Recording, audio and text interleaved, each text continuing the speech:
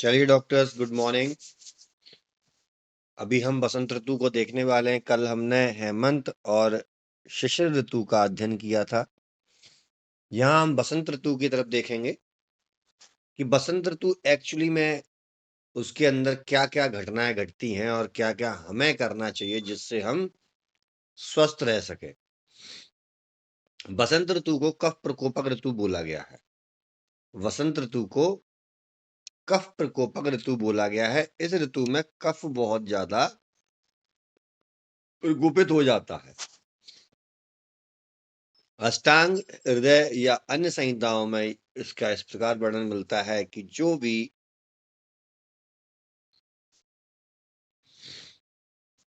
हमारा पूर्व की ऋतु में जो भी कफ एकत्रित हुआ था, वह कफ का जो क्षय हुआ था,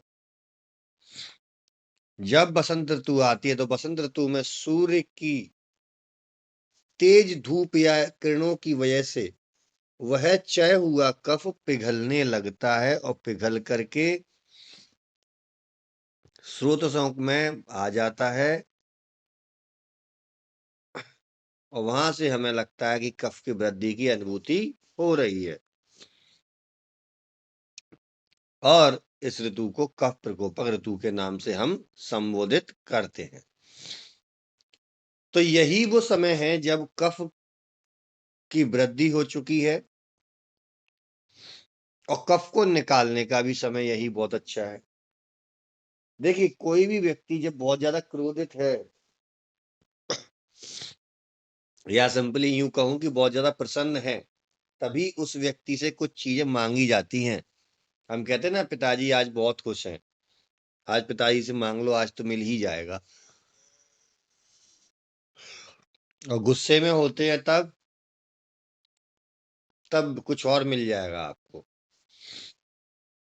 तो यहाँ पर कफ की मात्रा ज्यादा हुई तो आप यहाँ इसको निकालने का प्रोसेस कर सकते हैं, जो कि बमन कर्म के रूप में हम सभी जानते हैं। बमन कर्म के रूप में हम जानते हैं। यदि आप बमन कर्म करवाते हैं तो रोगी यहाँ पर बहुत बेनिफिट ले सकता है, बहुत ज्यादा बेनिफिट ले सकता है। यदि आप बमन कर्म इसमें कराने से चूक गए तो फिर बहुत अच्छी ऋतु होती है कराने की ये तो, लेकिन अगर चूक गए तो फिर उतने बेनिफिट आप नहीं ले सकते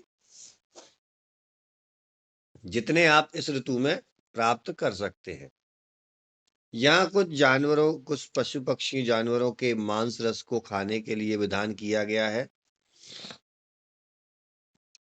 जिसमें सारब है, शासक है। ये आप केवल एग्जाम की दृष्टि से देख लीजिए। एंड है, लावा है, या प्रैक्टिकली मैं कहूं आपसे, ये तो आप एग्जाम की दृष्टि से देख लीजिएगा। वैसे पीजी या पीएससी के एग्जाम में इनसे भी क्वेश्चन नहीं आते हैं। कुल मिलाकर के मैं आपको बताऊं कि इसमें खाने पीने का नियम क्या होना चाहिए। इस ऋतु में आपको गुरु भोजन, स्निग्ध भोजन,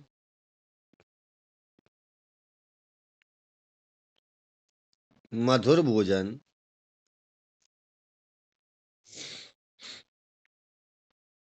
अम्लीय पदार्थ,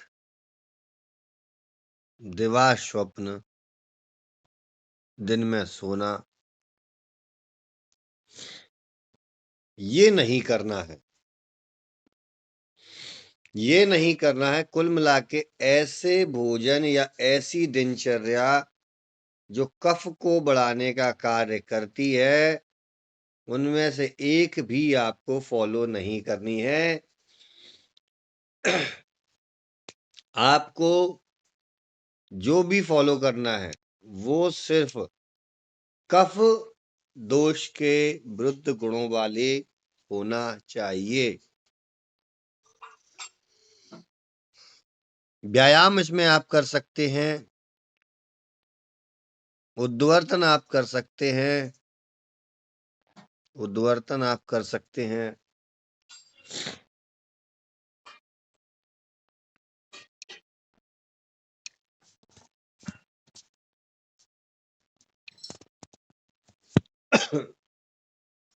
उद्वर्तन आप कर सकते हैं।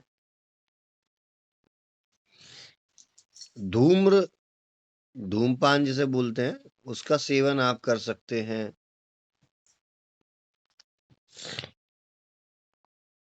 कवल ग्रह का प्रयोग, अंजन इत्यादि का प्रयोग आपको करना चाहिए। लेकिन कुल मिलाकर के जो प्रैक्टिकली क्लिनिक के बेसिस पर हमारे पेशेंट्स के और हमारे काम आने वाला है, वो यही है कि आपको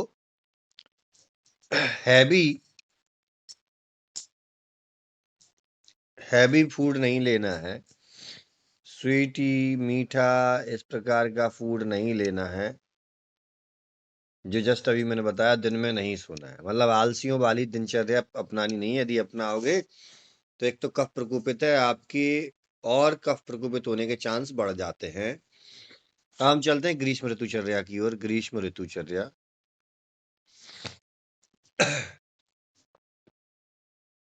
ग्रीष्म ऋतुचर्या में आप मधुर, शीतल, स्निग्ध आहार विहार का प्रयोग कर सकते हैं। इसके कई लाभ होते हैं कि ऋतु के मौसम के, ऋतु के परिवर्तन के अनुसार इस प्रकार के आहार विहार का प्रयोग करना भी बहुत आवश्यक होता है। व्यायाम और मैथुन कर्म का यहाँ पर निषेध बताया गया है। यहाँ पर जो आप और हम सभी करते ही है, सत्तू का प्रयोग। गर्मियों में मैं तो बहुत खाता हूं। सत्तू का प्रयोग करना है शक्कर के साथ। बोला है उन्होंने सा शर्करम। सा शर्करम क्यों बोला है उन्होंने? क्योंकि ये शीतलता प्रदान करता है। वातावरण में जो भी हीट है हमारी बॉडी के अंदर, जो भी, देखो मैंने आपको पहले ही दिन बोला था, जब इस ऋतुचर्या को हम स्टार्ट कर रहे थे, तो हमने बोला था कि एक श्लोक आता है, विसर्ग आदान विक्षेपई सोम सूर्य अनिला धारयंती जगद्देहम कफ पित्त अनिलास्तथा। कफ पित्त अनिलास्तथा क्या अर्थ है इसका? इसका सीधा सा अर्थ यही होता है कि जिस प्रकार मौसम चेंज हो रहा है, बाहर का वातावरण चेंज हो रहा है, जिस प्रकार सीजन चेंज हो रहा है, ऋतुएं चेंज हो रही हैं, उसी प्रकार हमारी बॉडी में भी चेंजेस आ रहे होते हैं। लेकिन होता क्या है कि जैसे सूरज, सूर्य, चंद्रमा और वायु, ये जिस प्रकार अपने आप को परिवर्तित करते हैं, उसी प्रकार से हमारी बॉडी में पित्त, कफ एवं वात, ये दोषों का चेंज चल रहा होता है। इनकी गतियों में चेंज हो रहा होता है, इनके मात्रा में चेंजेस हो रहे होते हैं कि वात कितनी मात्रा में, पित्त कितनी मात्रा में बढ़ गया, कितना कम हो गया। क्योंकि जैसे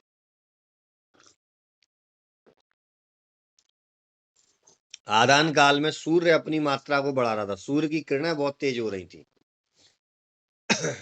और विसर्ग काल आते आते सूर्य की किरणें धीमी पड़ गई और चंद्रमा की किरणों ने अपना प्रभाव दिखाना शुरू कर दिया।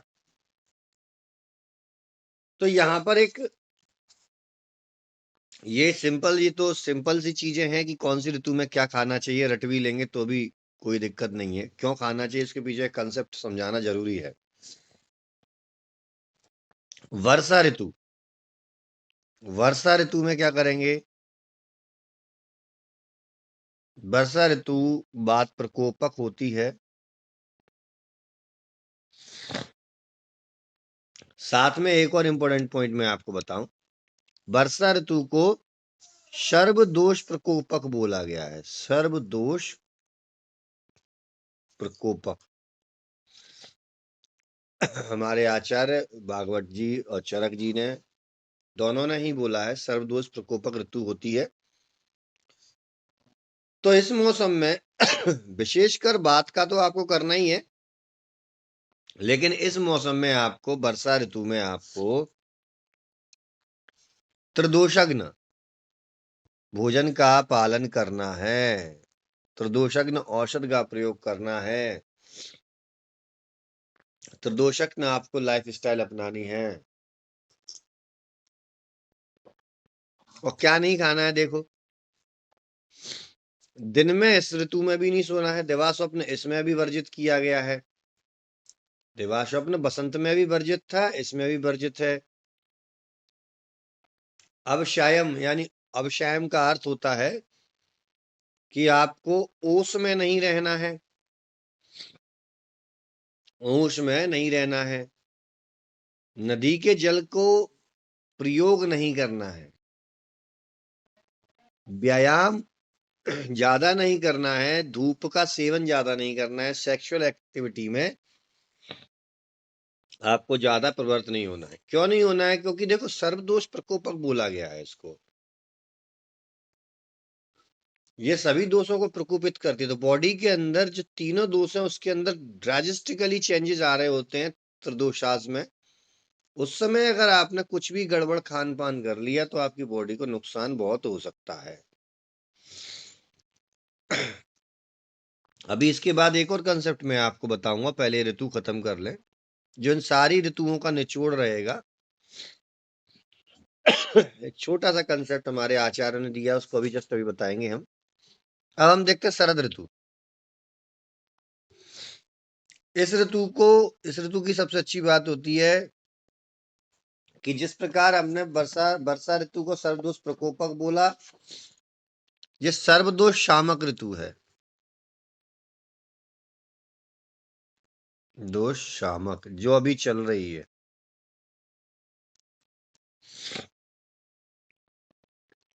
शरद पूर्णिमा में क्यों हम खाते हैं खीर, ये सब हर किसी ने यूट्यूब फेसबुक पर देख रखा होगा, क्योंकि अब सांस्कृतिक चीजों को लेकर के आयुर्वेद के बारे में भी अवेयरनेस लोग फैला रहे हैं। क्योंकि शरद ऋतु में पित्त का प्रकोप होता है,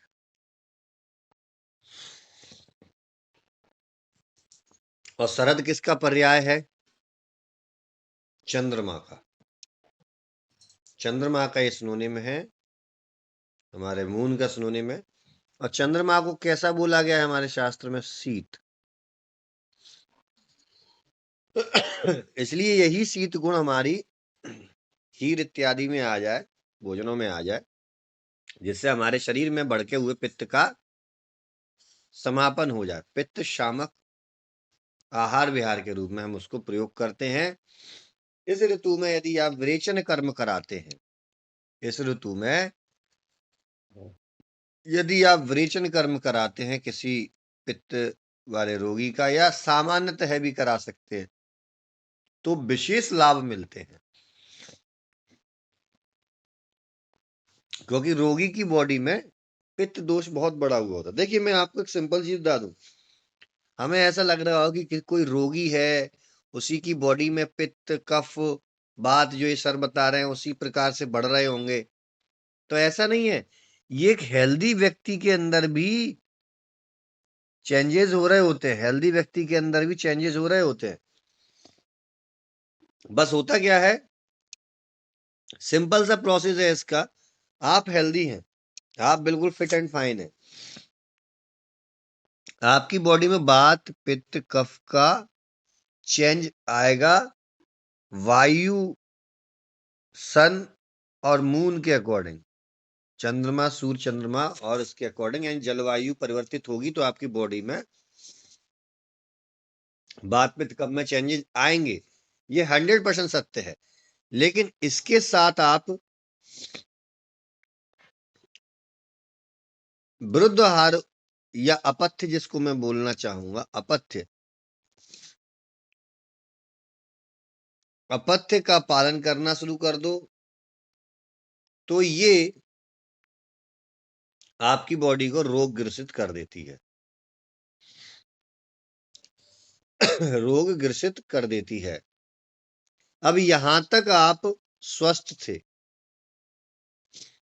अगर आप इसको नहीं जोड़ते अपत्य को तो बॉडी के अंदर ये बढ़ते जरूर, इनकी प्रॉब्लम आती जरूर बॉडी के अंदर, इन दोषों की प्रॉब्लम आती जरूर, लेकिन ये दोष स्वतः ही आपके आहार विहार से ही शांत हो जाते। फूड एज अ मेडिसिन, हमने हमेशा पढ़ा है, फूड एज अ मेडिसिन, भोजन हमारी औषधि की तरह कार्य करता है। इसके ऊपर कई बुक्स लिख चुकी हैं। भोजन हमारी औषधि की तरह कार्य करता है, और मेरा मानना ये है कि हम कोई भी रोग पढ़ें, चाहे मॉडर्न साइंस में पढ़ें, चाहे आयुर्वेद में पढ़ें, या कहीं भी, सबके निदानों में डाइट का बड़ा उल्लेख होता है कि ये व्यक्ति अगर ऐसा भोजन करता है तो उसको ये रोग होने की संभावना मिलती है। तो मेरा सिंपल सा प्रश्न है कि अगर गलत खाने पीने से रोग हो सकता है तो सही खाने पीने से रोग ठीक क्यों नहीं हो सकता? इसका कोई जवाब दे दे। क्योंकि हम आहार विहार पर तो जोर देते ही नहीं है, रोगी के आहार विहार को सुधारने का कार्य करते ही नहीं है। अन्य सिस्टम से मैं उन नाम नहीं लेना चाहूंगा, चाहे वो कोई भी सिस्टम हो, मेडिकल सिस्टम, वहां कह देते हैं भाई ये टैबलेट ले लो, इस टैबलेट को ले लीजिए। पेशेंट खुद पूछता है कि डॉक्टर साहब हम क्या क्या खाएं, क्या क्या नहीं खाएं। अरे सब खाओ, सब खाइए, आप सभी चीजों को आप खाते रहिए, ऐसे कह के उसको भगा देते हैं। अब भाई कैसे खा लेगा वो? जिस चीज की वजह से, जिस कॉज की वजह से उसको ये डिजीज है, उसी को आप रेगुलराइज करने को बोल रहे हैं। उस चीज को तो एक दिन भी नहीं खाना है।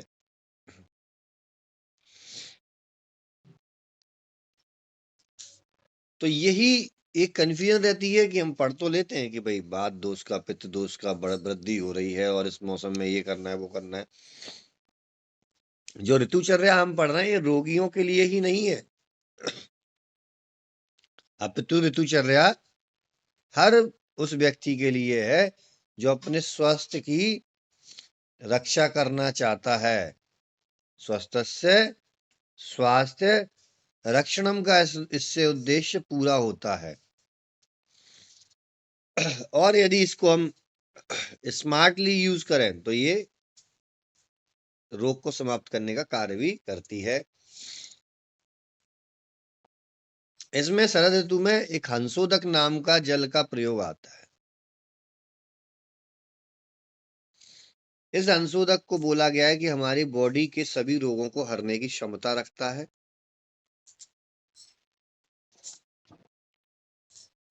यह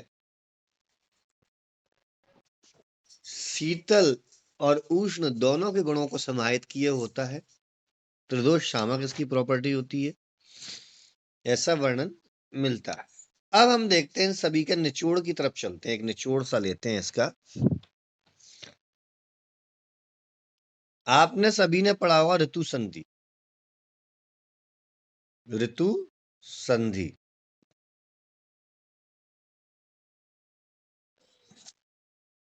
ऋतु संधि क्या होती है? ऋतु संधि का अर्थ होता है यह 14 दिन का कार्यकाल होता है, 14 दिन का। सब कुछ यही गड़बड़ होने वाली होती है। मैं इसलिए आपको बोल रहा हूं कि ये सभी ऋतुचर्या का एक निचोड़ है। किसी किसी जगह पर आचार्य शारंगधर ने, ये हमारे भागवत जी ने वर्णित की। पीजी में क्वेश्चन पूछा जाता है कि ऋतु संधि का वर्णन किसने किया, या फिर पीएससी में या किसी भी कॉम्पिटिटिव एग्जाम में वर्णन किया जाता है कि ऋतु संधि का वर्णन किसने किया? आचार्य भागवत ने किया। कितने दिन की अवधि होती है? 14 दिन की अवधि होती है। एक होता है यम दंष्ट्रा काल, यम दंष्ट्रा काल, ये होता है 16 दिन का। इसका वर्णन किसने किया है? शारंगधर ने, शारंगधर ने किया है। अब ये क्यों मैं समझा रहा हूं, इसके पीछे का रीजन क्या है? ऋतु संधि या यम निष्ठा में से किसी को भी उठा लीजिए। जो ये हमारे 14 दिन होते हैं ना, 14 डेज, कौन से होते हैं ये? मान लीजिए शरद ऋतु समाप्त हो रही है और हेमंत ऋतु की शुरुआत हो रही है। शरद ऋतु समाप्ति और हेमंत ऋतु की शुरुआत। तो जो एंड के लास्ट जो 7 दिन है, लास्ट जो 7 दिन शरद ऋतु के और शुरुआती 7 दिन हेमंत ऋतु के, ये आपके लिए गोल्डन डेज होते हैं। ये 14 दिन आपके लिए स्वर्णिम डेज होते हैं। कैसे होते हैं? क्योंकि आप कभी भी नोटिस कीजिए, जब एक मौसम दूसरे मौसम में परिवर्तित हो रहा होता है तो बहुत ज्यादा रोगियों की संख्या बढ़ने लगती है। चाहे वो उस सीजन के हिसाब से रोग हो या कोविड हो या कोई भी डिजीज हो, उस मौसम में जो रोग होता है वैसे रोग उस ऋतु संधि काल में बढ़ने लगते हैं। उस ऋतु संधि काल में वो रोग बढ़ने लगते हैं। हम कहते हैं ना, ये तो मौसम की समस्या की वजह से हो रहा है, सीजन चेंज हुआ है इसलिए ऐसा हो रहा है, सीजन चेंज हुआ है। ठीक है, सीजन चेंज होने पर सबको दिक्कत होती है, लेकिन यदि वो समस्या किसी गंभीर रोग में परिवर्तित हो रही है तो इसका मतलब ये है कि आपने उन 14 दिनों के अंदर कंप्लीट रूप से पथ्य पथ्य का पालन नहीं किया। क्योंकि ये 14 दिन होते हैं जाने वाले मौसम की आदतों को छोड़ने के लिए और आने वाले मौसम की अच्छी आदतों को अपनाने के लिए। फॉर एग्जाम्पल, मैं ग्वालियर में रहता हूँ, मुझे अमेरिका जाना पड़ जाए तो अमेरिका जाने के बाद क्या मैं यहाँ की हरकतें थोड़ी करूंगा? वहां पर वहां जा करके मुझे उन लोगों की भाषा में उनसे बात करनी पड़ेगी, उन जैसा पहनावा, उन जैसे तौर तरीके अपनाने पड़ेंगे, तब जा करके कहीं मैं वहां पर एडजस्ट हो पाऊंगा। ठीक इसी प्रकार जब आप शरद ऋतु के अंदर हैं और हेमंत ऋतु में प्रवेश कर रहे हैं तो तो शरद ऋतु में आप दबा करके अपना खान पीन, अन्य प्रकार की चीजें उस मौसम के हिसाब से खाए जा रहे हैं और इस मौसम में आकर के आप उसी चीज को अपना रहे हैं। देखिए, एक छोटा सा एग्जांपल देता हूं कि हेमंत ऋतु में आपकी अग्नि तीव्र होती है। हेमंत ऋतु में हेमंत ऋतु में आपकी अग्नि तीव्र होती है, इसलिए आप पराठे, आलू के, दही, ऐसी चीजें खा रहे होते हैं जो कफ का वर्धन कर रही होती हैं, शरीर को शक्ति दे रही होती हैं। और हेमंत ऋतु के बाद तुरंत बसंत ऋतु आती है। शिशिर, बसंत। और बसंत ऋतु में क्या होता है? कफ बढ़ा हुआ होता है। तो जब आप हेमंत और शिशिर ऋतु में जो भोजन कर रहे हैं वो भोजन किस प्रकार का है? गुरु प्रकृति का है, वो भोजन स्निग्ध प्रकृति का है। और वही जो लास्ट के 7 दिन हैं हेमंत या शिशिर ऋतु के समाप्ति के, उन लास्ट के दिनों में आप अगर उन पदार्थों के सेवन को कम कर दें और आने वाली ऋतु जो कि बसंत ऋतु है उसमें जिन पदार्थों का सेवन करना है, जैसे लघु आहार का प्रयोग करना है, उष्ण आहार का प्रयोग करना है, तो ऐसे आहार विहार का आप अगर प्रयोग करना शुरू कर दें तो उस सीजन में होने वाली रोगों से आप संपूर्णतः बच सकते हैं। आप नोटिस कीजिए कि बसंत ऋतु किस समय आती है? बसंत ऋतु का आगमन मोस्टली मिड ऑफ जनवरी से फेब के बीच में रहता है, इस फरवरी के बीच में रहता है। और आपने नोटिस किया होगा कि हमारे हिंदुस्तान में कोरोना भाई साहब, चाहे वो 2020 हो, चाहे वो 21 हो, चाहे वो 22 हो, इन्हीं मंथ में अचानक प्रकट हो जाते हैं और मार्च अप्रैल आते आते गायब होने की तैयारी करने लगते हैं। क्यों? क्योंकि हर जीव को जीवित रहने के लिए कल्चर मीडियम चाहिए, और कोरोना भाई साहब कफ पे जिंदा रहते हैं, कफ। और ये कफ, सॉरी ये वाला कफ नहीं, ये वाला कफ, और ये कफ जो होता है वो बसंत ऋतु में अपने चरम पर होता है। हम लगे होते हैं आलू के पराठे खाने, दही के साथ मालपुआ खा रहे हैं, पकौड़ियाँ खा रहे हैं, चल रही है पनीर की सब्जी, आने दो आने दो, रबड़ी भी चलने दो, खीर भी चलने दो, सब। हेमंत शिशिर ऋतु में इसी प्रकार का भोजन होता है, उसी भोजन को हम कंटिन्यू कर देते हैं शरद ऋतु में, सॉरी बसंत ऋतु में, और वही भोजन हमारे रोग का कारण होता है। वहीं पर वायरस आकर के अपने इन्फेक्शन को करते हैं और वो हमारे शरीर को रोगग्रस्त करने का कार्य करते हैं। तो हमें यदि स्वस्थ रहना है तो यम दंष्ट्रा काल, या जिसको हम ऋतु संधि काल कह रहे हैं, उन समय पर हमें अपने आप को, अपनी डाइट को, अपनी फिजिकल एक्टिविटी को कंट्रोल करना है। अदरवाइज हमें रोगग्रस्त होने से कोई नहीं रोक पाएगा।